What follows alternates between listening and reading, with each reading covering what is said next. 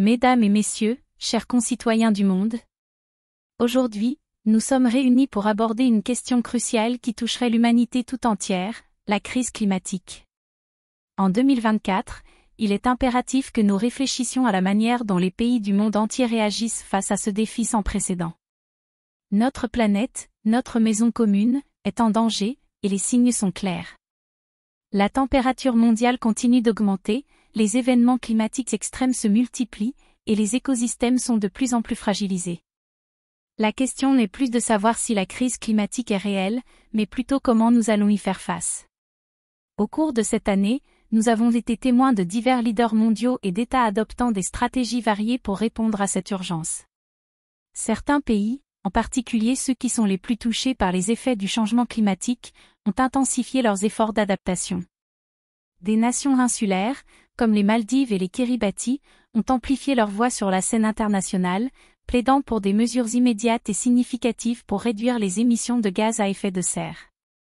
Ils font appel à notre conscience collective afin que nous n'oublions pas les conséquences dramatiques du réchauffement climatique sur leur territoire. Dans le même temps, des pays comme la Suède et le Danemark continuent de montrer l'exemple en matière de politiques environnementales. En 2024, leur engagement envers la neutralité carbone d'ici 2030 n'a jamais été aussi fort. Ils investissent massivement dans les énergies renouvelables, allant au-delà des objectifs fixés par l'Accord de Paris. Ces nations nous montrent que la transition énergétique est non seulement possible, mais qu'elle peut également être synonyme de croissance économique et de création d'emplois verts. Leur succès souligne l'importance d'un cadre législatif solide et d'une volonté politique constante. Dans une autre perspective, plusieurs pays émergents font face à un dilemme. Bien qu'ils soient confrontés à des défis économiques substantiels, ces nations, telles que l'Inde et le Brésil, cherchent à concilier développement et durabilité.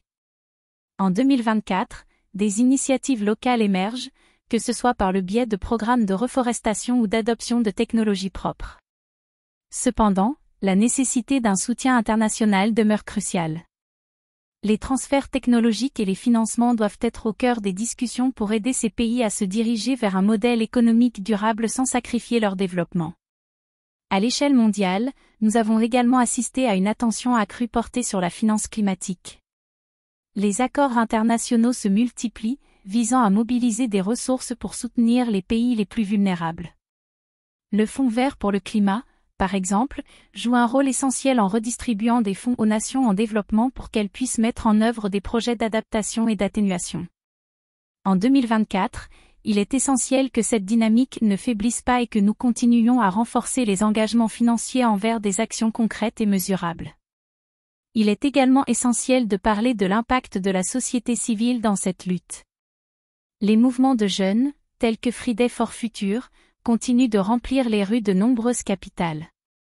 Ces jeunes militants, porteurs d'un message de désespoir mais aussi d'espoir, exigent que leur voix soit entendue. Leur détermination à pousser les gouvernements à agir est essentielle pour créer un changement véritable et durable. En 2024, le pouvoir des citoyens ne doit pas être sous-estimé, car ils sont les véritables architectes de notre avenir. Cependant, malgré ces avancées, nous devons également faire face aux nombreuses résistances rencontrées. Les lobbies industriels et les intérêts économiques continuent souvent d'entraver les efforts pour des politiques climatiques ambitieuses. Des gouvernements, séduits par la promesse de profits rapides, prennent parfois des décisions qui vont à l'encontre des nécessités environnementales. Cela souligne l'importance pour nous, en tant que citoyens du monde, de rester vigilants, de revendiquer plus de transparence et de responsabilité de la part de nos dirigeants. En conclusion, 2024 est une année charnière dans notre lutte contre la crise climatique. Les pays du monde entier font face à ce défi avec des stratégies variées, allant de l'innovation à la résistance. Ce qui est indéniable, c'est que notre destin est interconnecté. Aucun pays, aucun citoyen ne peut se permettre de rester les bras croisés. La solidarité internationale, la détermination collective et des efforts soutenus sont les seules voies vers un avenir durable. Il est temps d'agir, il est temps de choisir l'innovation et la responsabilité collective sur l'indifférence et le statu quo. Notre planète nous appelle, et nous devons répondre à cet appel avec courage, résilience et détermination. Merci.